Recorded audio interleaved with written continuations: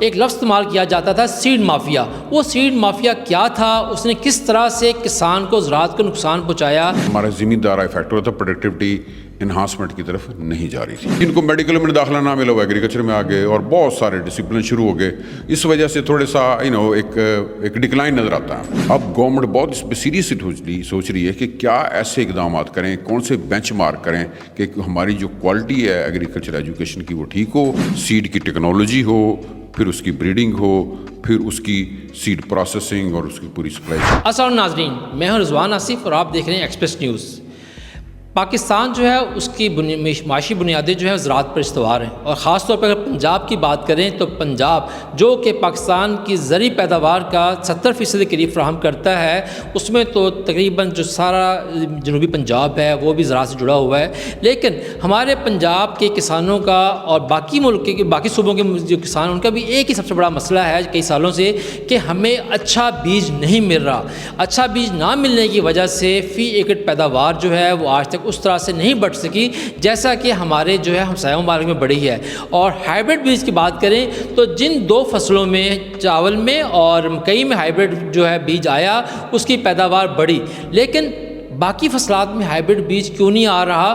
اور عرصہ دراز سے ایک لفظ استعمال کیا جاتا تھا سیڈ مافیا. وہ سیڈ مافیا کیا تھا, اس نے کس طرح سے کسان کو زراعت کو نقصان پہنچایا.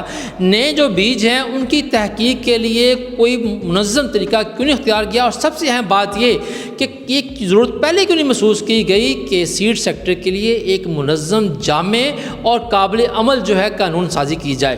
اس حوالے سے بات کرنے کے لیے ہم موجود ہیں. ہمارے ساتھ وائس چانسلر میاں نواز شریف زرعی یونیورسٹی ملتان اور اس کے ساتھ چیئرمین فیڈرل جو ہے seed regulatory authority doctor Rao Asif صاحب موجود ہیں. ہم ان سے دریافت کریں گے کہ پاکستان کے سیڈ سیکٹر میں یہ کیا انقلاب لے کے آ رہے ہیں, کس طرح سے سیڈ کمپنیوں کو یہ ریگولیٹ کر رہے ہیں, اور خاص طور پر یہ جو ہمارے یہاں پر گھوڑا اور گدھا ایک جیسے چلتے تھے وہ چھوڑ کے روش جو ہے اب نیا انقلاب کیا آ رہا ہے, جس سے کہ ہم یہ توقع کر سکتے ہیں کہ آنے والے 4 سے 5 سالوں میں ہماری جو زراعت ہے, ہمارا کسان ہے, وہ سیڈ کے حوالے سے کافی حد تک مطمئن ہو جائے گا. تو ڈاکٹر صاحب یہ بتائیے گا کہ سب سے پہلا سوال, سیڈ اتھارٹی کی ضرورت کیوں محسوس ہوئی؟ سیڈ اتھارٹی کی ضرورت اس لیے محسوس ہوئی ہے جیسے ابھی آپ نے لفظ یوز کیا, سیڈ مافیا کا, سیڈ ڈیٹیریوریشن کا, ان آرگنائز سسٹم کا, یہ سارے کے سارے کرائسس تھے اور ہمارے ایک ان ریگولیٹڈ سی مارکیٹ ایگزسٹ کرتی تھی اور جس وجہ سے ہمارے کافی ڈکلائن آ رہا تھا. سیڈ کمپنیوں کا نمبر بہت بڑھ گیا تھا اور اس میں ایک کائنڈ آف ریس شروع تھی اور اس سے ہمارا زمیندار افیکٹ ہوا تھا, پروڈکٹیوٹی انہانسمنٹ کی طرف نہیں جا رہی تھی. اس لیے ایس آئی ایف سی کے قیام کے بعد جو میجر انیشیٹو لیے جس میں کارپوریٹ فارمنگ بھی ہے, ہماری پاکستان آرمی کا اس میں بڑا رول ہے, تو انہوں نے ایک بہت تھنک تھرو کر کے سوچا کہ سب سے پہلے سیڈ سیکٹر کو ہم ایک ایسا انوائرمنٹ دیں کہ وہ ایک انیبلنگ انوائرمنٹ کریٹ کرے جس میں انویسٹمنٹ بھی آئے اور ہماری کمپنیاں بھی گرو کریں, ذمہ کو بھی سیڈ اچھا اویلیبل ہو, اس سیڈ کی وجہ سے پروڈکٹیوٹی ہماری انہانس ہو اور ذمہ دار کی انکم بڑھے. تو یہ میجر انیشیٹو تھے. اس میں پھر سیڈ اتھارٹی نے آ کے پورا انالیسس کر کے سب سے پہلے تو سیڈ سیکٹر ریفارمز کا ایک ایجنڈا لے کے آیا, بڑا کمپریہنسو, جس میں سیڈ کمپنیوں کو سیگریگیٹ کرنا, بزنس ہر کوئی کرے لیکن کوئی ڈسٹریبیوٹر کا کام کرے, لیکن سیڈ ڈیولپمنٹ ایک میجر ایشو تھا. تو اس میں ہمارا پہلے پبلک سیکٹر زیادہ کنٹریبیوٹ کر رہا تھا لیکن اب پرائیویٹ سیکٹر بھی آ رہا ہے. اس کو فیسیلیٹیٹ کرنے کے لیے, انہانس کرنے کے لیے وہ جو سیڈ سیکٹر ریفارمز کا جو ہم ایجنڈا لے کے آئے اس میں ہم نے شفٹ کیا. ایک تو جو سیڈ ورائٹی کا اپروول کا سسٹم تھا نا وہ بڑا ٹی ڈی ایس تھا. اس میں پہلے نیشنل یونیفارم ییلڈ ٹرائل ہوتے ہیں, پھر کوئی ٹیکنالوجی کے ایشو, یہاں سے کلیئرنس وہاں سے کلیئرنس. اس کو ہم نے ٹائم کو جب دیکھا تو تقریباً 8 سال سے ہم 2 سال پہ اس کو لے آئے ہیں. تو اس سے پرائیویٹ سیکٹر انکریج ہوا, ایک انیبلنگ انوائرمنٹ آیا کہ جناب ہماری جگہ جگہ پہ اسٹک اپ نہیں ہوئے گی چیزیں اور چیزیں امپروو ہوئیں گی. پھر ہم نے نا وہ جو 20 کمپنیاں جو ہم نے ہائی لائٹ کی جو ڈیولپمنٹ پہ انویسٹمنٹ کی سخت بھی رکھتی ہیں, ان کا وی این بی آر وہ آگے لے کے چلنا چاہتی ہیں, تو ہم ان کو مزید گرو کرنا چاہتے ہیں. اگر کوئی ان کو لینڈ کی کسی کی ضرورت ہے تو پنجاب گورنمنٹ اسپیشل انیشیٹو لے کے آ رہی ہے کہ ان کو لانگ ٹرم لیز پہ زمین دی جائے. کوئی ٹیکنالوجی میں فیسیلیٹیشن ہے, ٹیکنالوجی دی جائے. جرم پلان کا ایک ڈیٹا بیس بنایا جائے جو سب کو جرم پلان اویلیبل ہو. ٹروتھ ان لیبلنگ کے سسٹم پہ جایا جائے تاکہ وہ اپنی برانڈنگ میں آ جائیں. اور اسی طرح کر کے ہم نے وہ جو باقی جو کمپنیاں تھیں وہ ان کے ساتھ اٹیچ ہو جائیں تاکہ ایک سیڈ جو ہے نا جی وہ ایک لیونگ چیز ہے جی اس کو ہم جو سیڈ میں بریڈر ہوں اس کو پیڈیگری یوز کرتے ہیں کہ اس کا مثلا آپ گھوڑوں کی نسلیں چلتی ہیں تو نسلوں کا اور سیڈ کا یہ ایک ہی پیرالل ہے تو اس کی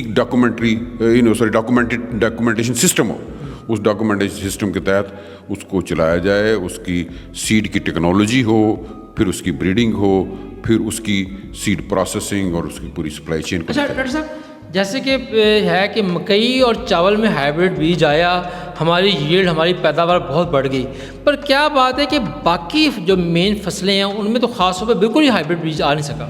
بل اس میں نا کچھ چیز کو ایڈوانٹیج ہے. مکئی کے اندر 100 سال سے زیادہ اوپر سے ہائیبرڈ ہے. اس کو کہتے ہیں کراس پولینیٹڈ ہوتی ہیں. سیل پولینیٹڈ کراس پولینیٹڈ میں زیادہ سکسیس ہوتی ہے. یونیفارمٹیز کے لیے ضروری تھا. ہائیبرڈ کے بغیر میز چل ہی نہ پاتی. رائس جو ہے اس کو کہتے ہیں ہم ڈپلائڈ کراپ تھی. لیکن باقی جو کراپس ہیں اس میں بھی اب ایفرٹ جاری ہیں. پرائیویٹ سیکٹر فار ایگزامپل جو کاٹن ہائیبرڈ کے ساتھ چائنا کے ساتھ مل کے یہاں کی لوکل کمپنیاں ہیں گارڈ رائس والے ہیں وہ آ رہے ہیں وہ انویسٹ کر رہے ہیں اور ہائیبرڈ کاٹن انشاءاللہ مزید آپ کو نظر آئے گی. یونیورسٹیوں کے ساتھ مل کے ہماری یونیورسٹی کے ساتھ مل کے ایک بڑا پروجیکٹ کر رہے ہیں.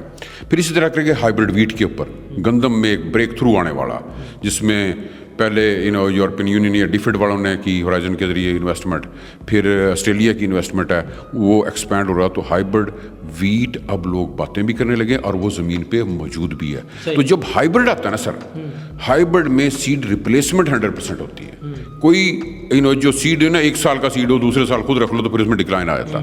جہاں ہائیبرڈ ہوتا ہے وہاں سیڈ ریپلیسمنٹ 100% ہوتی ہے. اور سیڈ ریپلیسمنٹ کا ہم جو گین کاؤنٹ کرتے ہیں وہ 30% سے ابو ہوتا ہے. تو اس کو جب پرائیویٹ سیکٹر خاص طور پہ اس میں بزنس بھی ہوتا ہے. جب ہر سال سیڈ بکنا ہے تو اس میں پھر جب ان کا بزنس ہوتا ہے بزنس کے ساتھ بزنس ماڈل ہوتا ہے اور پھر وہ اٹیچ ہو کے اس پہ انویسٹمنٹ ہوتی ہے تو پھر چیزیں آگے چلتی ہیں. تو آگے آنے والے دور میں ہائیبرڈس تعداد میں بھی بڑھیں گے نمبر میں بھی بڑھیں گے اور کوالٹی انہانسمنٹ اور اسپیشل پرپز جو بریڈنگ ہے وہ بھی شروع ہوئے گی. اچھا ڈاکٹر صاحب یہ بتائیے گا آپ جو ہے ظاہر بات ہے وائس چانسلر بھی ہیں. اگر ہم پاکستان میں زرعی تعلیم کی بات کریں ویسے تو کسی دور میں زرعی گریجویٹ بہت زیادہ دکھائی دیتے تھے لیکن یہ ایک خاص زرعی یونیورسٹی کا ہونا اور ایک عام زرعی یونیورسٹی میں زراعت کا شعبہ ہونا بڑا فرق ہے اس میں نا ڈیڈیکیشن کا. زرعی تعلیم کے حوالے سے ہم کہاں کھڑے ہیں آج؟ یہ بڑا اچھا سوال ہے اور اس ٹائم سب سے ہاٹ کویشچن ہے.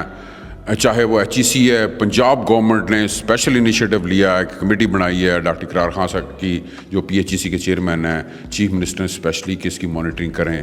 آج بھی اس کی میٹنگ تھی. تو یہ بڑا امپورٹنٹ کویشچن ہے. جو ایگریکلچر کی یونیورسٹیاں ہیں وہ ایگریکلچر سیکٹر کے ساتھ یا ایگریکلچر ڈپارٹمنٹ کے ساتھ ایسوسیٹڈ ہوتی ہیں. ان کا پالیسی الائنمنٹ ہوتی ہے ان کے ساتھ ذمہ دار لنک ہوتے ہیں ان کے ساتھ انڈسٹری لنک ہوتی ہے. ان کا فوکس ہوتا ہے کہ ہم نالج ڈیولپمنٹ اور ٹیکنالوجی ڈیولپمنٹ ایسی کریں جو فائنل جا کے انٹیگریٹ ہو جائے. جس طرح یہ ملتان میں یونیورسٹی بنی تو اب ایک ہب بن گیا ایگریکلچر کا.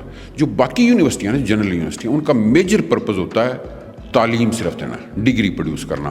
ان کا اس سیکٹر سے لنک اتنا اسٹرانگ نہیں ہوتا. تو اس لیے اب گورنمنٹ بہت اس پہ سیریسلی سوچ رہی ہے کہ کیا ایسے اقدامات کریں کون سے بینچ مارک کریں کہ ہماری جو کوالٹی ہے ایگریکلچر ایجوکیشن کی وہ ٹھیک ہو. اس میں دو طرح کی چیزیں ہیں جو دیکھنے والی.